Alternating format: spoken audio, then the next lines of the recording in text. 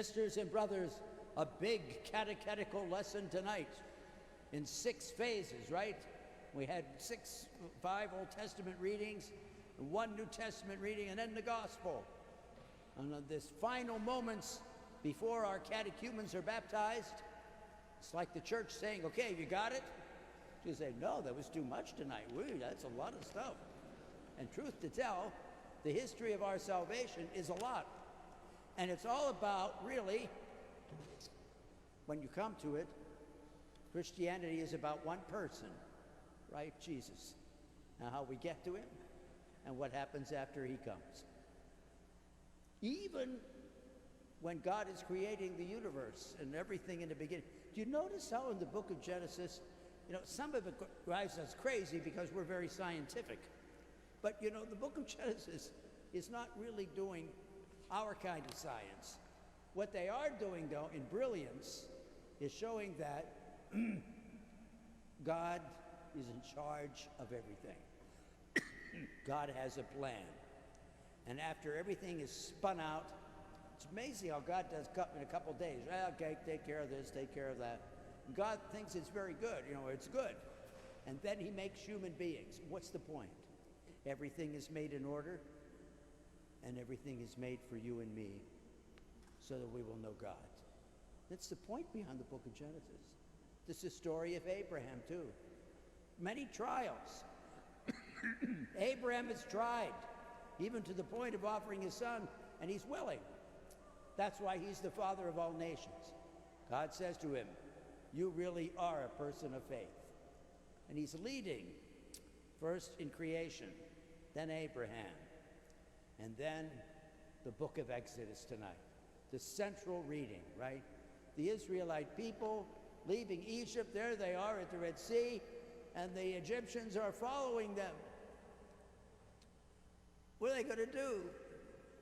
When you read this narrative and the song we sang at the end of it, let us sing to the Lord, he's covered himself in glory.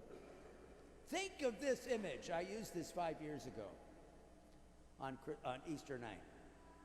Think of this image. Try to reconstruct the War of 1812 from all 3 verses of the Star-Spangled Banner. I'll bet you can't do it.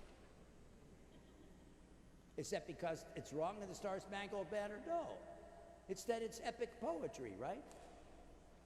The book of Exodus, chapter 14, it's epic poetry. That's the founding of the Israelites. That's the Jewish people, inspired in the reading, inspired by God, and they take down how they came about. It's done in high-flown language. What absolutely happened is very interesting. But we know that once they passed through the Red Sea, they were a people. And they didn't do it on their own. I hate to say this, but they were probably too dumb. God chose them. And God is with them. And even when we read the prophets tonight, Israel does horrible things and they're turned to idols and all this. Even Ezekiel says, has God say, God, you people are so profaning my name, I can't take it anymore. I know what I'll do. I'll bring you all back. That's God. God is intent on each one of us. Catechumens, God is intent on each one of you. Because ultimately, after all this narrative is through, who do we end with? Jesus in the gospel tonight. The one whom the tomb could not keep down. The tomb couldn't keep him down. And not only does Jesus rise for himself, but as we'll find out in the Easter Gospels, he's trying to tell everybody he meets that you're with me, you're mine. Catechumens and candidates, that's what the church and the liturgy tonight is saying, you're mine. And all of nature is singing praises because Jesus is alive tonight. Even the bees that help make that candle. Doesn't it say that tonight in the Exultet, which our deacon has to sing? That's a real test for every deacon every year, to sing the Exultet reading. And the end point of that reading is, the bees coming in, making this beautiful candle. It's wonderful. The church, our Catholic liturgy, is filled with references to nature. filled with references to the goodness of nature, filled with references to we sinned, but God had a design and plan for all of us, and that was to send his son. That's who we're celebrating tonight, and we're going to celebrate it the most in a few minutes as we bring our catechumens into the church by baptizing them, and then with our candidates, confirming them, and we've got it made. We can say, yes, Christ is risen. So to all of you, happy Easter. Easter is a person. It's Jesus and you.